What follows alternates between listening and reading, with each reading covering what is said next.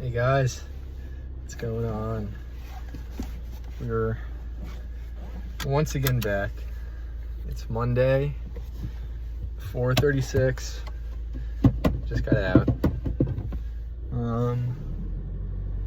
So work today was obviously got out like 30 minutes early, so that's always really cool. But on top of that, pretty honestly easy day at work. Was busy for a good chunk of it. Finished up early, obviously, and then really nothing that difficult really at all today. So I think kind of how I said that Thursdays were probably going to be like the hardest day of the week on average. I think Mondays are going to be the easiest. So just kind of soaking it in and enjoying it before things start to get quite hectic and difficult. But yeah, really good day at work today. Weekend was good. Thanks for asking. Hope yours was good as well. Any other updates? The new TikTok's up, so that's cool. I started working on the next one today, so I guess I'll try to get that one out by the end of this week. We'll see what happens. Again, so long as I just kind of make progress towards getting it uploaded every day, that's really all I ask of myself. So yeah, we'll see if it gets uploaded by end of the week or not, but I'm not too worried about it. Yeah, I mean, weather's good. I think we're having like a fake fall or whatever they call it, where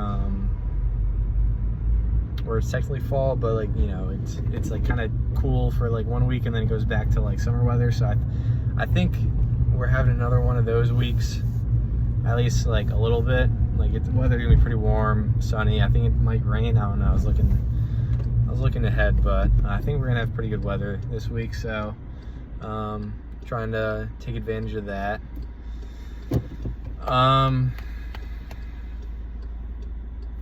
Yeah, I think we're all good on updates. Just have to concentrate for a sec. Yeah, I think we're all good on updates.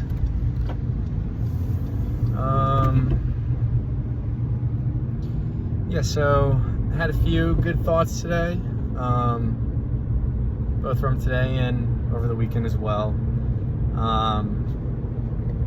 So I guess I'll talk about that today. So yesterday, Sunday,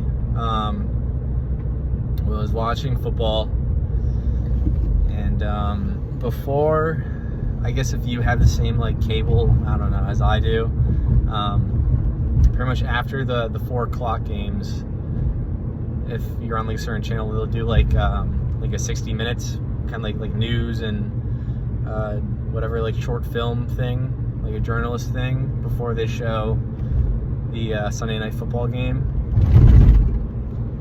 And so so I'm just sitting on the couch watching, and they were talking. I'm not going to go too in depth with what they're talking about, but you know, it was like the 60 minutes thing about some international tension and how it's involving the U.S. and they're getting into all the politics and whatnot behind it. And so I'm watching it, and you know, kind of just waiting for the game to start. Even though I kind of didn't end up watching it, but I'm watching it, and I'm kind of thinking to myself, like, I don't know, someone really didn't sit right with me about it. I had, you know, I'm not, I guess I should say that I really don't pay attention to like current news, unless it's like super major stuff, obviously, that like you can't go without hearing about. I really don't pay attention to like current news or politics or really anything in between. I know that may not be like I don't know, the best thing to say, you know, as like as an American citizen, but I don't know. I mean, I really, for a list of reasons, I really just kind of stay out of politics and yeah, just kind of like the whole current news of the world and of the U.S. Again, there's a short list of reasons why, but that's what I do. So I'm watching this 60 Minutes thing, and they're talking about, you know, all this like negative stuff. And I'm sitting there watching. I'm like, man, like it kind of clicked. I'm like, man, like I'm glad I don't pay attention to this stuff, because if I did, you know, like I'd just be like super negative and mad and depressed all the time, you know. And it kind of reminded me of this thing that I had to read going into my first year of college, my freshman year of college. And it's this, I don't know if I want to call it a book or like a short story, but it's this little thing. Let's just call it that. It's a little thing. And it's called The Allegory of the Cave. And again, I'm really not too well versed in the thing that I had to read. I really can't tell you exactly what it's about and like the deeper meaning and lesson behind it, but I remember it good enough to kind of get like the main gist of it. And really, from what I can remember, the main gist of this allegory of the cave is that I think it applies especially today, that we all kind of live in a cave at first, and you can kind of swap out the word cave for, say, like a bubble, if that makes more sense and resonates more with you. But we all kind of live in a cave, at least in the beginning of our lives. And this cave kind of represents our whole world. You know, our whole lives, all we know is the cave that we're in. We don't know we're in a cave, but, you know, all we know is this cave that we're in, and it's safe and secure, and everyone we know is there, and everyone tells us to stay there and all that stuff, and yeah, you're pretty much just living in the cave and living in this bubble, so long as you're kind of unaware of everything else. But, you know, since it's a cave, you know, a cave being a cave, there's a way out, and there's a way out of the cave and into the light. But with that, you know, if you and everyone that you know was born, raised, and lived in this cave their whole lives, there's a lot of pressure from a lot of different places, you know, to stay in the cave, you know, because the outside, say, it's dangerous and unknown, and everyone who's ever left the cave before you has never come back. So, you know, there's a lot of pressure from everywhere in the cave to stay in the cave. You know, it's safe, it's comfortable, it's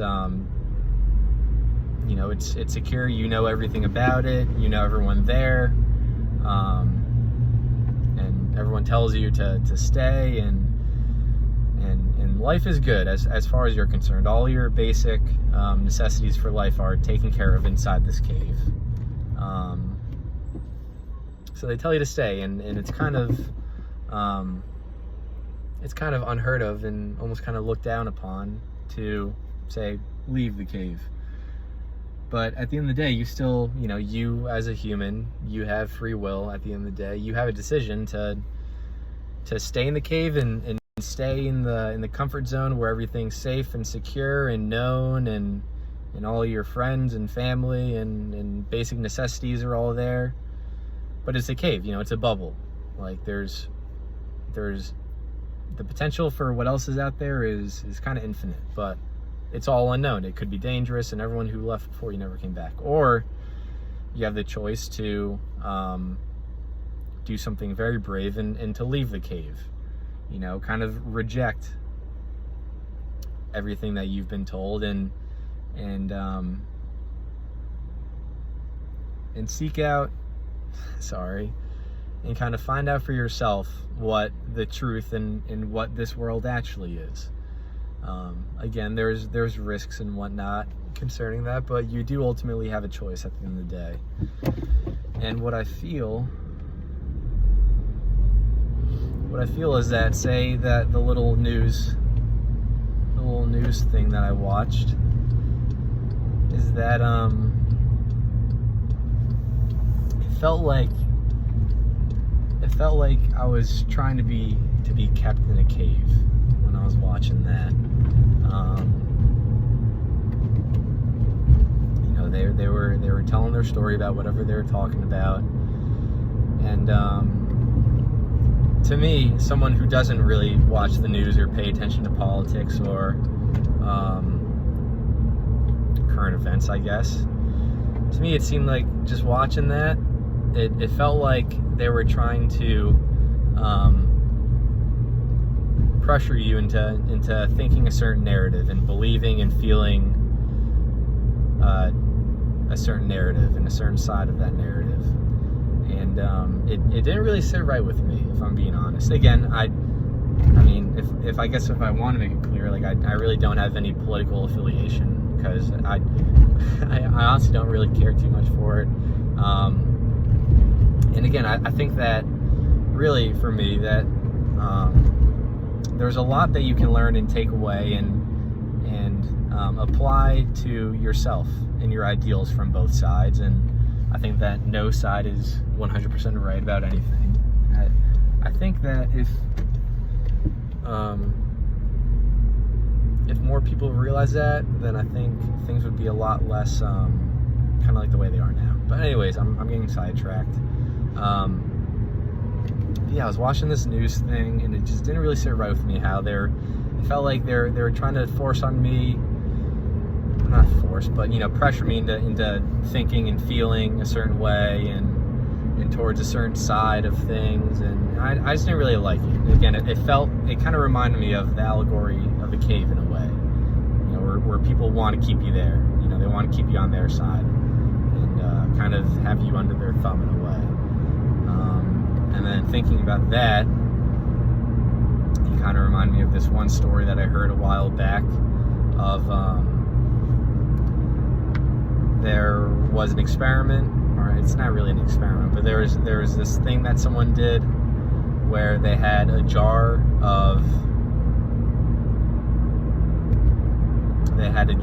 that was full of black ants and also red ants. There was like an equal amount of them, and they were both in this one jar. There was red ants and black ants. And, you know, just when the jar was, you know, just there, just being a jar, like, the ants lived together totally fine. No problems whatsoever. They're just doing their thing, just being ants, red ants and black ants, just doing their thing, like, no problems whatsoever. But then what happened is, alright, I guess not. Sorry. And then what happened is that someone shook the jar. Someone from the outside, the person behind the experiment, if you want to call it that, shook the jar. Because they shook the jar, the black ants got mad at the red ants, and the red ants got mad at the black ants, and they started fighting and killing each other. When in reality, it wasn't the black ants or the red ants that shook the jar. It was, you know, the actual person who put those ants in the jar in the first place, who set everything up. So the main takeaway from that is, you know, the ants are kind of just like a representation of us in a way, in that, you know, when things go wrong, when something bad happens in the world, you know, don't immediately think that it was the other opposing, you know, rival or enemy party that did it. You know, think about who actually shook the jar, if that makes sense.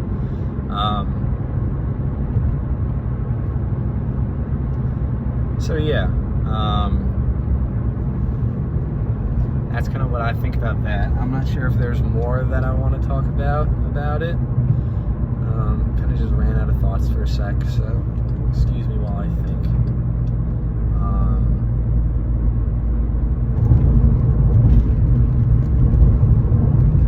Yeah, I think, at least for me, it's been very beneficial to really not pay attention to politics, as important as it is, you know, in society, and especially, you know, present times right now. It's very important. But for me, at least, I've really never been interested in it. Again, for multiple reasons. Same goes for, current events and all that stuff. And I think really the big part of it, the core behind it is, that I really don't have any power or influence whatsoever behind any of that stuff, and at the end of the day, it really doesn't concern me personally, so I choose not to, get myself and my emotions and all that stuff involved, because really, like, say with all the political and presidential candidate stuff going on, within my power, I can cast a vote when the time comes, and that's kind of it. I'm sure you can do a little more if you're passionate about it and if you have an interest in it, which I just happen not to. But other than, just casting a vote and maybe something else I can't think of right now, there's really nothing more in my power that I can do to influence, what the outcome is, what the ultimate outcome is. Same thing with, current events. Unless something, say, happens in my hometown or someplace I know and I'm very familiar with, there's really nothing I can do to control or influence, what actually happens or has happened or anything like that. And, and again, all the stuff that happens with the political world and with the current events world, it's pretty much 99.99% of it doesn't affect me directly. And what I mean by that is, it's nothing so far has killed me or hurt me or anything physical, anything like that. Nothing's ever happened, it might concern some aspects of my life, but it never actually concerns my physical well-being. I'm still alive no matter what happens. So yeah, that's kind of why I stay out of it. And I think doing that, it helps a lot to have a very open and just really have a very open perspective and mentality towards everything.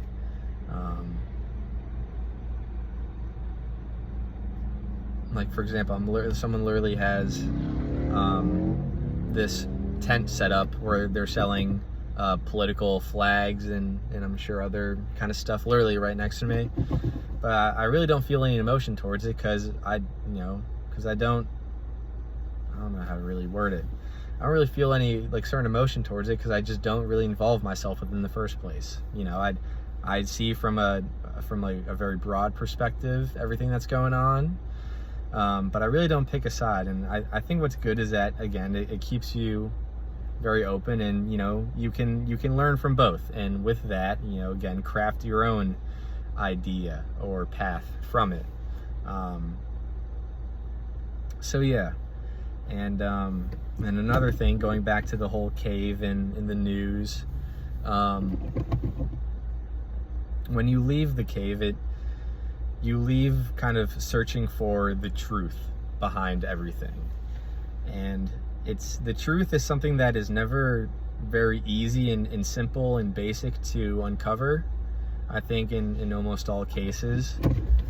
But the truth can always be found through some sort of effort, I guess, in a way. And but I feel like this is a thought I had today, is that the caveat is that once you do discover the truth, or you at least think you discovered the truth, you kind of have to question of, whether this is actually the truth, or, it's just someone's, say, version or perspective or perception of what their truth is or what they think the truth is. And you can go pretty deep with that, say, looking in history or really just trying to find out the truth about anything in this world. It's very difficult because, again, truths are never easy to find, and then you begin to realize that there's quite a lot of truths under each kind of umbrella, in each topic, in each question, if that makes sense. least that's how I feel. And so when you do find a truth, and say you spent however long and gave however much effort to find it in the first place, you still have to kind of almost keep searching in a way, because you don't know whether the truth you found is, the actual full, pure, complete truth, or it's just kind of a partial truth in a way, if that kind of makes sense. And if you're looking, I guess, for the answer of how do you go about finding, or how do you know, if you found like the actual full, complete truth, authentic truth, it's something that I just don't have the answer for right now. Again, maybe one day I'll have it for you guys, but I think that authentic and pure and full truths can really only be provided by by things that are above you, if that makes sense. Because again, it gets, I guess with my train of thought right now, it gets very complicated very fast when you're trying to find out the truth, the actual truth behind something. So I think that the only people or things who know truly what the truth is are things that are of a higher being than us, if that makes sense.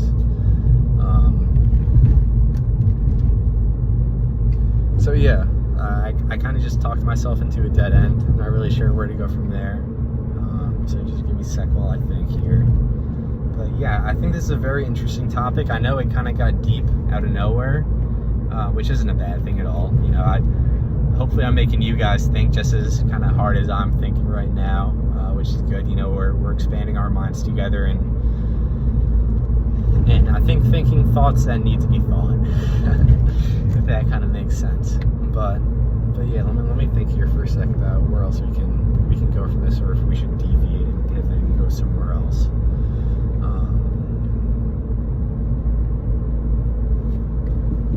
I think just kind of going back to the whole allegory of the cave, or the bubble, if you want to call it, is that, whether you kind of realize it or not, especially here in the US, we really are living in a big bubble, or a big cave, if you will. I think there's a lot of things that control us and keep controlling us because we allow it, and we haven't, I guess, opened our minds and challenged the status quo yet. But yeah, I think we all, for the most part, have been born and grown up in the cave, and we've been put under a lot of pressure to stay in the cave. Whether, I think especially in times like now, a lot of people are starting to open their eyes and kind of realize the same thing that I'm kind of talking about here, and they're making their decisions about that moving forward.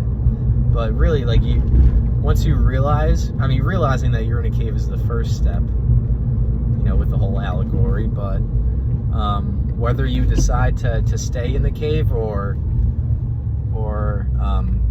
go against the status quo and venture out, it's something that is completely up to you. Again, absolutely no judgment over here whatsoever. But for me, at least, I think the whole, really a big part of the meaning and purpose and whatnot behind life is to, go against the status quo and venture out and get out of your comfort zone and unlearn everything and relearn, to just unlearn and relearn again and go through that whole process. But really, in doing so, I think that At first, it's a very trying and honestly quite dark time when you're trying to get out of the cave. But eventually it's very dark, and you start seeing some pockets of light. And then, the deeper you go into getting out of the cave, the bigger the light gets. And then before you know it, you're kind of surrounded in a bright, beautiful place. And I think, again, it's never easy, kind of like finding the truth. It's never easy to get to that place, but, just through persistence and striving and searching for truth and purpose and meaning in this world, I think you'll eventually get there. I think it's guaranteed that you will eventually get there.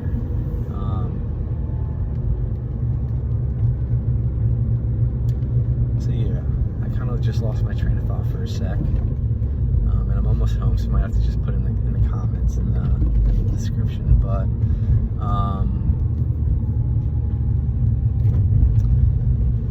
But yeah, again, I know this was kind of close to a rabbit hole of a video, but I'm happy with how it went, so no regrets whatsoever over here.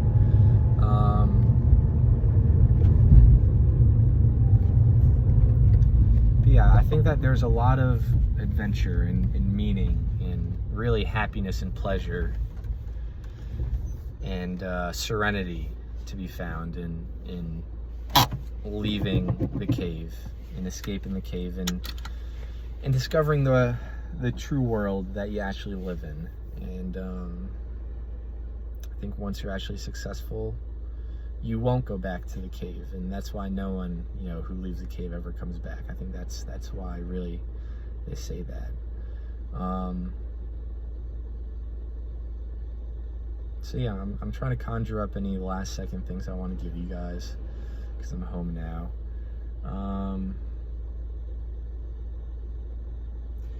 But yeah, just I guess in your life and in your world, just question, whether you live in a cave or a bubble, and from there decide whether you want to stay in that cave or that bubble, or leave.